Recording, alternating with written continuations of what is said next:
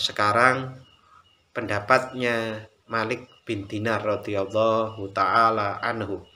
Mudah-mudahan Allah taala meridhoi Malik bin Dinar. Sami'a Malik bin Dinar radhiyallahu anhu mendengar imro'atan, ada seorang perempuan.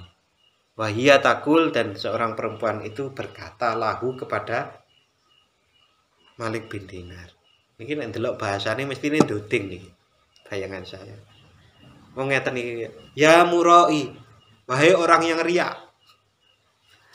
Faqala laha.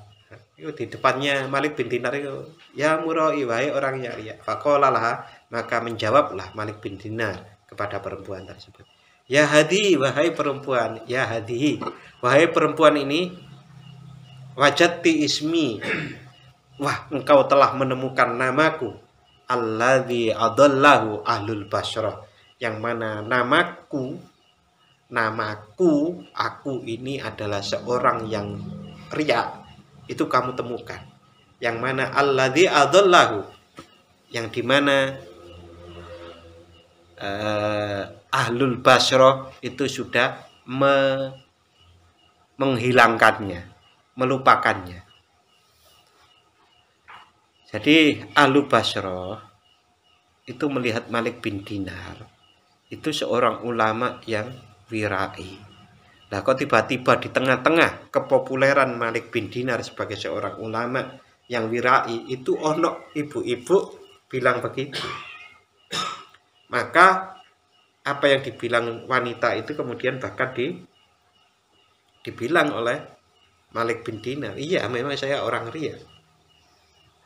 Dan itu selamat Anda mengingatkan saya, karena saya telah lama sudah tidak mendengarkan nama itu disebut, nama bahwa saya itu orang yang riya. Ini sama, ungkapan Malik bin Dinar ini adalah ungkapan yang orang napa nggih mawas diri.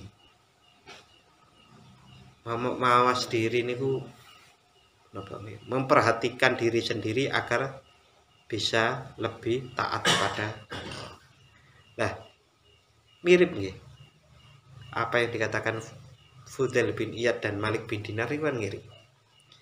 Sejarah mereka niku juga mirip ternyata. Malik bin Dinar itu bahkan dikisahkan masa mudanya adalah bukan hanya perampok. Gampangannya segala macam kemaksiatan pada masa muda niku dilakukan. Niku Malik bin Dinar. Masa mudanya.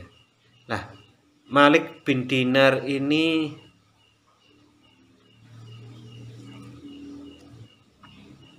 tabiin, Pak. Dia muridnya Anas bin Malik, seorang sahabat radhiyallahu anhu. Nah, kisah pertobatannya itu diawali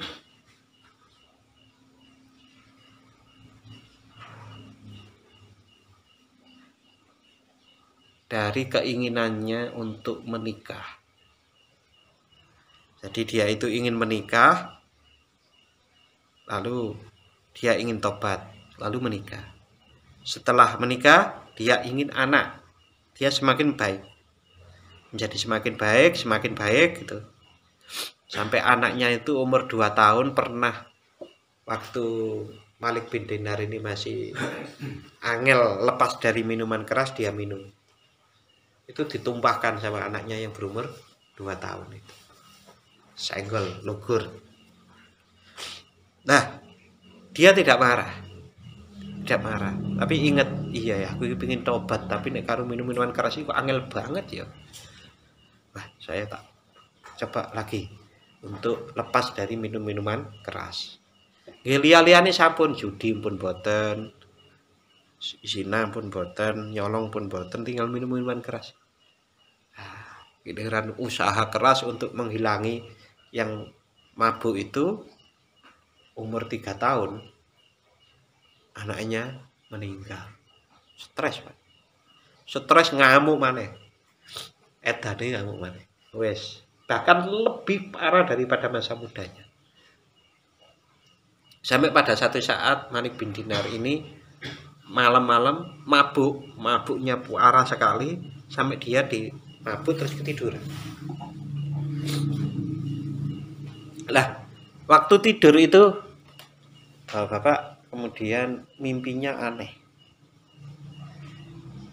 Malik bin Dinar itu mimpi kiamat. Matahari gelap, lautan menjadi api, bumi bergoncang. Semuanya berkumpul secara berkelompok-kelompok. Malik bin Dinar itu kelompok, dia itu sendiri di tengah-tengah di antara kelompok. Lalu ada suara memanggil kelompok per kelompok. Ia melihat, Malik bin Dinar itu melihat seseorang yang dipanggil menuju Allah, itu rata-rata kelam wajahnya. Kemudian giliran Malik bin Dinar dipanggil. Giliran dia dipanggil nama Malik bin Dinar itu. Padang mahsyar yang asalnya penuh dengan kelompok-kelompok itu tiba-tiba tidak ada satupun yang terlihat. Tinggal dia. Nah, tinggal dia niku enggak mboten terus kemudian enak.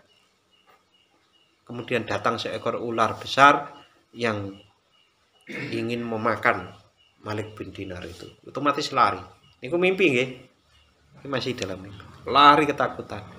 Di tengah pelariannya Malik bin Dinar itu melihat seorang tua yang lemah. Dan kemudian Malik bin Dinar minta tolong kepada orang tua itu. Tolong saya dari ular ini. Nah, orang yang tua itu bilang, saya nggak mampu menyelamatkanmu. Lari terus. Lari niku sampai ujungnya itu ada di jurang. Jurang ini bawahnya api. Nah, karena itu balik dia. Balik cari, masa mau nyegur api kan betul. Nah, balik niku ketemu orang tua tadi. Pak tua, tolong saya. Aku nggak bisa menyelamatkanmu. Lari terus. Nah, sampai lari niku ujungnya dia tidak mampu kemana-mana lagi, mepet gitu. Kemudian muncullah anaknya yang mati umur 3 tahun itu. Nah, anaknya kemudian bisa mengusir ular itu. Ular itu dikipaskan itu terus lari. Ularnya lari. Nah, kemudian jenenge anak, walaupun dalam mimpi ya, anaknya terus kemudian di pangku. Saat duduk di pangku itu, kemudian dia baca ayat Al-Quran. Anak 3 tahun itu. Ayat Al-Quran yang dibaca itu sama pada waktu Fudail bin Iyad tadi itu. Panah yang pertama. Alam yakni lilladzina amanu an takhsha'a qulubuhum li dzikrillah. Al-Hadid atau 15-16. Wahai ayah, belumkah datang waktunya bagi orang-orang yang beriman untuk tunduk hati mereka mengingat Allah.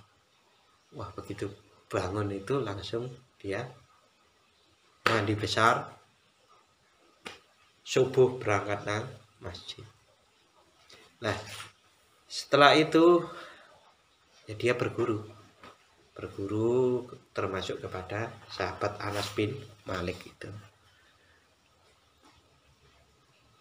Beliau wafat itu tahun 130 Hijriah. Berarti lebih tua daripada Fudail bin Iyad. Oke, kita lanjutkan. Ada dua nih, tadi sudah ada dua pendapatnya Fudail bin Iyad dan Malik bin Dinar. Ini ada kisah. Wa dakhala rajulun ala Dawud at-Ta'i